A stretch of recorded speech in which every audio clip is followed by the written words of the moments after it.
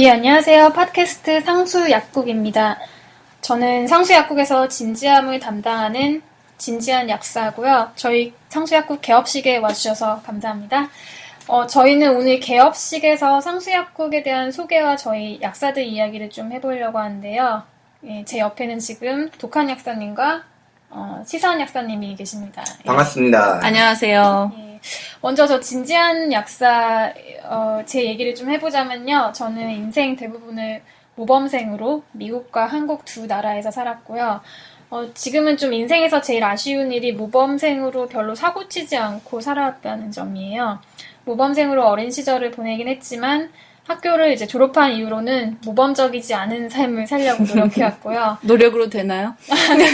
예, 맞습니다. 이게 좀 자유롭고 이제 틀에 박히지 않는 사고는 딱히 이제 배울 수 있는 건 아닌 것 같은데요. 이제 그런 걸 할 수 있는 사람에 대한 좀 동경을 갖고 있는 사람이고요. 술 많이 드시면 됩니다.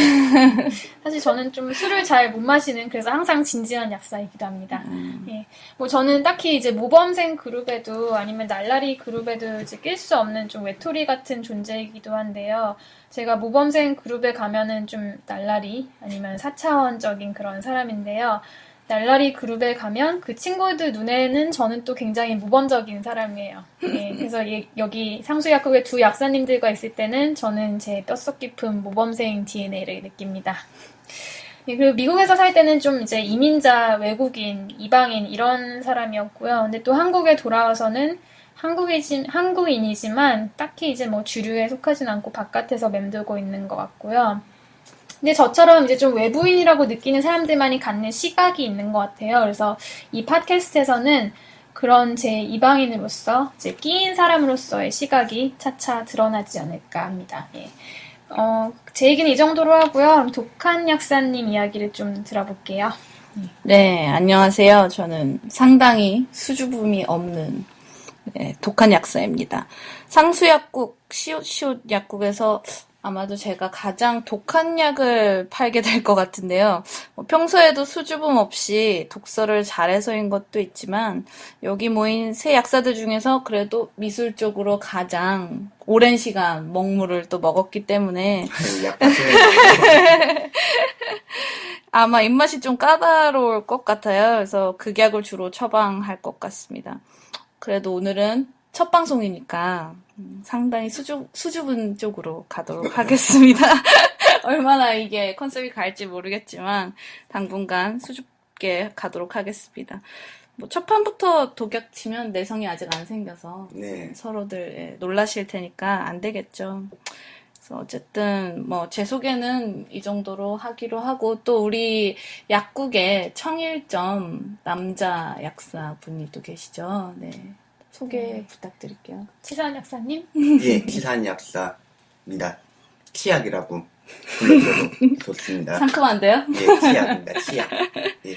뭐 먼저 제 소개를 앞서 양해 말씀부터 드리겠습니다. 눈치채셨겠지만 발음이 안 좋습니다. 알아서 들으세요. 들으세요. 뭐 궁금하시면 나중에 따로 공지가 있겠지만 저희 페이스북에다가 자막을 따로 삽입하는 걸로. 적어주세요. 무슨 말을 했냐. 그러면 제가 그때 그냥 그래도 제가 타산 칠도하니까 아니요, 훌륭하십니다. 말씀드리겠습니다. 네. 저는 이제 또 이제 여러 약사님들과 다르게 촌놈으로서 부산에서 태어났습니다.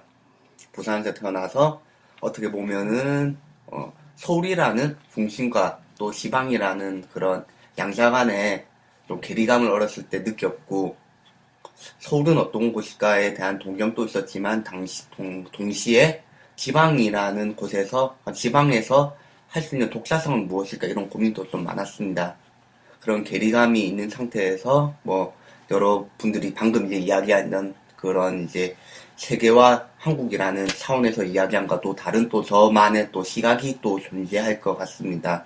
그리고 이런 여성분들과 또 다른 우리 그 마초의 상남자의 또 색깔도 보여드릴 수 있지 않을까? 수컷 향기. 네. 아, 그건 별로 없습니다. 네, 네. 저는 그냥 뭐 나쁜 남자가 아니라 그냥 못된 남자입니다. 네. 잘생겨야 된다고 하더라고요. 네, 네. 나쁜 남자는 잘생겨야 되고요. 사담은 여기까지 하고 네. 이제 또 다른 이야기는 또 계속 이어서 하겠습니다. 예. 뭐 간단하게 자기소개 들어봤는데요. 이제 저희 상수약국 팟캐스트를 하고자 모인 이제 개인적인 동기가 있을 것 같아요. 예. 저희 개업식에서 이제 그 얘기를 좀 하자고 하는데, 저 진지한 약사의 경우에는요, 이제 저는 눈치 없이, 이제 두려움 없이 내가 느끼는 것을 이야기할 수 있는 문화가 생겼으면 좋겠다고 생각합니다. 이제 제가 어렸을 때부터 느끼는 거, 뭐 내가 생각하는 게 맞는지 틀린지, 제가 생각하는 게 점수로 치면 이게 100점짜리 답일지 0점짜리 답일지 말하기 전에 항상 고민을 했던 것 같거든요. 제가 느끼는 거대로 이야기하는 게 정답이 아니면 어쩌지 하는 좀 두려움이 있었던 것 같아요. 근데 이게 꼭 저만 가진 두려움은 아닌 것 같고요. 자신의 시각을 자신 있게 말하는 것을 어려워하는 사람이 한국에는 좀 많지 않나 싶어요. 예를 들어서 영화관에서 이제 감독과 관객 간의 질의응답 시간을 보면 굉장히 많은 관객들이 감독에게 어떤 장면의 의미를 직접 설명해달라고 요구를 하는 걸 봤거든요. 근데 저는 그렇게 직접 감독이 의미를 설명해주는 게 좀 싫었어요. 왜냐면 이제 관객마다 보는 이들마다 각각 받아들이는 게 다르고 각자 부여하고 싶은 의미가 개인적으로 있을 텐데, 근데 우리는 좀 어렸을 때부터 선생님이나 혹은 교과서에서 정답이라고 얘기하는 것만이 정답이라고 배우는 것 같아요. 그런 것처럼 이제 관객들도 감독이 의도한 것만이 정답이라고 생각하는 건 아닐까, 그런 생각을 하고요. 그래서 이제 영화뿐만 아니라 다른 예술에서도 한국 대중이 가진 이런 정답에 대한 강박관념 때문에 우리가 영화를 보면서 무엇을 느끼는지 귀 기울이지는 않고 남들은 영화를 보고 어떻게 느끼는가, 그것만을 알려고 하는 게 아닌가, 이런 생각을 했고요. 그래서 이 상수약국 팟캐스트에서는 그런 정답을 맞추는 것에 대한 두려움 없이 이제 우리가 느끼는 것을 그대로 이야기하고 깔 수 있는 자리가 되었으면 좋겠습니다. 뭐 저 진지한 약사도 그렇고요. 여기 독한 약사님, 치사한 약사님들, 이분들 모두 전문가가 아니에요. 그래서 저희처럼 전문가가 아닌 대중들이 마음껏 자신이 느끼는 것을 눈치 없이 이야기할 수 있는 문화가 생겼으면 좋겠습니다. 그 독한 약사님은 어떠세요? 저도 이제 상수 약국을 이제 개업하면서 지금 듣다 보니까 저희가 공통점을 가지고 있더라고요. 이제 진지한 약사님은 미국에서 사셨고, 여기 치사한 약사님께서는 부산에서 사셨고, 저도 한국이 아닌 곳에서 꽤 오랜 시간을 살았던 경험이 있기 때문에 스스로를 이방인 혹은 경계에 이제 머물러 있는 사람, 내가 굉장히 이들과 다르다는 인식을 하고 사는 편인데요. 그러니까 성인이 돼서 한국에 왔을 때 제가 가장 먼저 느꼈던 가장 느꼈던 이제 컬처 쇼크가 무엇이었냐면, 예를 들면 이런 거예요. 10명이 커피숍을 가죠. 9명이 아메리카노를 시킵니다. 그럼 1명은 다른 음료를 시켜요. 예를 들어서 뭐 카라멜 마키아토라든지 모카라든지. 그러면 9명이 그 1명에게 묻습니다. 왜 그 카라멜 마키아토를 시켰나요? 근데 이상한 건 그 9명은 평소에 자신이 왜 아메리카노를 마시는지 묻고 살지 않는다는 거죠. 그러니까 이들은 굉장히 다름에 대해서 예민한 촉을 가지고 있더라고요.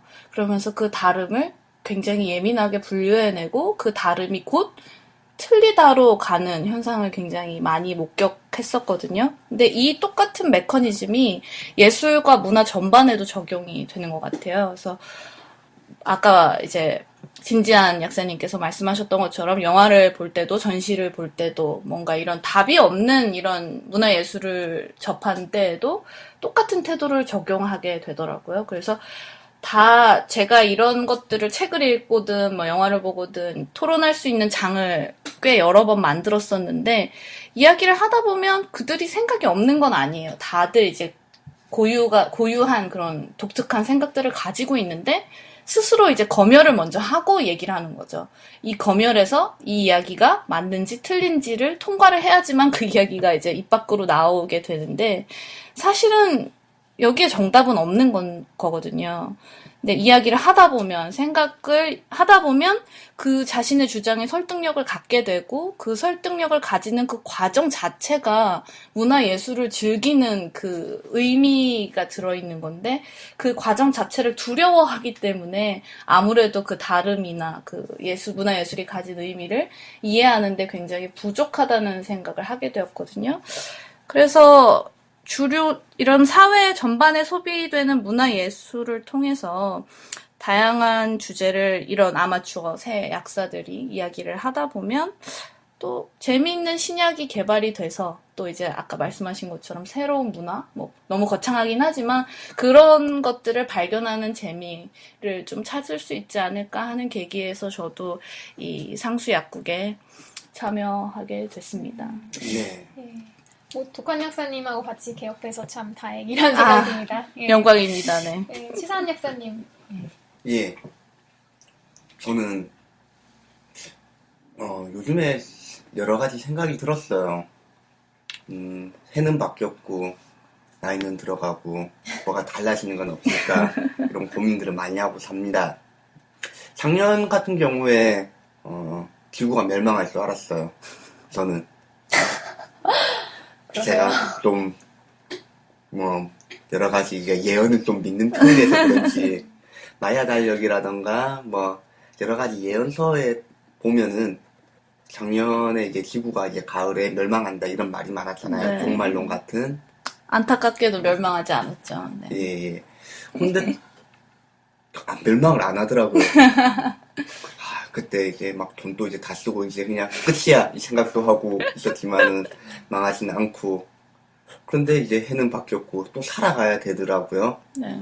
그래서 살다 보니까 좀 이상한 느낌을 좀 받았어요. 작년이랑 올해가 사회 전체적으로 아니면은 이제 뭐 세계 전체적으로 여러 가지 좀 느낌이 다르다 이런 생각이 많이 들었습니다. 미국도 정권이 바뀌었고 북한도 정권이 바뀌었고 한국도 정권이 바뀌었고 네. 일본도 바뀌었죠?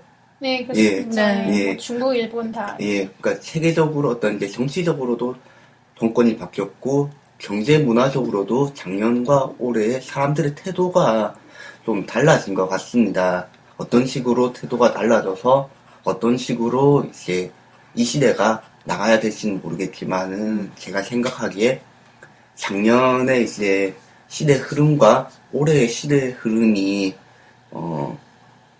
많이 달라진 것 같아요. 이게 10년 주기의 다름이 아니라 어떤 한 시대를 규정할 수 있는 어떤 분기점이 된다고 제 개인적으로 네. 생각이 들 만큼 느껴졌어요. 흥미롭네요. 예, 좀 돛닦는 분들이 그렇게 또 말씀하시더라고요. 기분이 닦는 거를 좀 느낀다. 네. 뭐 이게 오행의 목성과 금성이 바뀌면서 이런 뭐 목에서 금으로 넘어간다던가 그런 말씀을 하시더라고요. 그래서 저는 그런 걸 좀 느꼈습니다. 사실 저 같은 이제 사람 같은 경우에는 제 앞 세대는 운동권 세대였고요. 제 뒷세대는 일종의 좀 신세대라고 이야기하는 좀 그런 세대였습니다. 여기서 연식이 좀 아, 드러나죠. 예. 네. 그래서 이런 사이에서 좀 어떻게 보면은 방향성을 잃어버린 시대라고 할 수 있는 세대라고도 할 수가 있어요. 예전에는 이제 답이 좀 있었거든요. 분명한 적이 있었고 하늘에 별이 떠 있고 그 별을 따라가면은 그 아름다운 길을 따라갈 수 있는 시대였는데 지금 제가 느끼는 제 세대의 고민들은 어떤 답을 찾고는 싶어하는 본능은 있으나 답을 따라가고 싶기는 한데 답은 없어져서 어떻게 살아야 될지 좀 막막한 시대인 것 같습니다.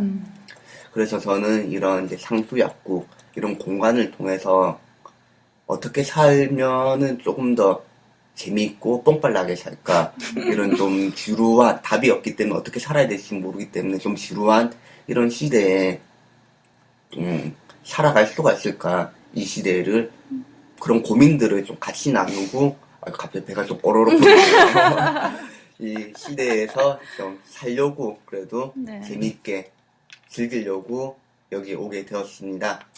예, 치사한 약사님이 굉장히 치사하시지는 않고 굉장히 진지한 분인 것 같아요. 진지함을 뭐 세계 제가- 정세를 얘기하시는데요. 예, 굉장히 뭐 우주적인 이야기, 뭐 마야 달력 얘기도 나오고. 도도 나오고. 예, 네. 저는 아, 되게 요게 지금 벌써 약 8분. 약장수의 기질을 네, 아낌없이 보여주시는데. 저는 뭐 개인적으로 작년하고 올해하고 뭐 이게 얼마나 다른지 그런 부분에서는 별로 제가 촉이 발달하지 않은 건지 뭐 그런 건 별로 못 느꼈는데요. 예, 알겠습니다. 네, 뭐 네. 그렇게 넘어가는 걸로. 네. 네. 뭐 저희 상수 약국 팟캐스트는요, 앞으로 2주에 한 번씩 업데이트할 예정이고요.